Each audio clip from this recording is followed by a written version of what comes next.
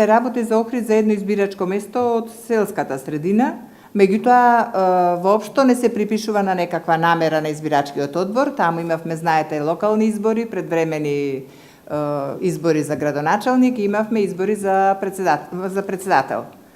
До 13 часот, вака како што е наведено и во забелешката и од сознанијата општо таму што се случувале, се давало да се потпишат само во избирачкиот список за градоначалник, а се делеле по 2 ливчиња.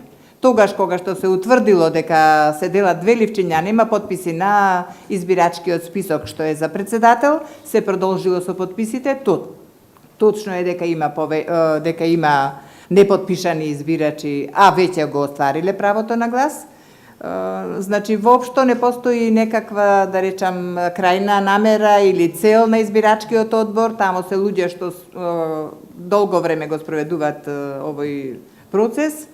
Меѓутоа, со оглед на законските обврски, предлагам да се прифати овој приговор, дури предлагам да се отвори ова избирачко место, да се утврдат резултатите точно и за едниот и за другиот, значи за градоначалник, да се види ова што го тврдам, дека во списокот, во избирачкиот список за градоначалник има точно потписи, точно поделени гласачки ливчиња, а во избирачкиот список за председател нема потписи, само ги има гласачките ливчиња.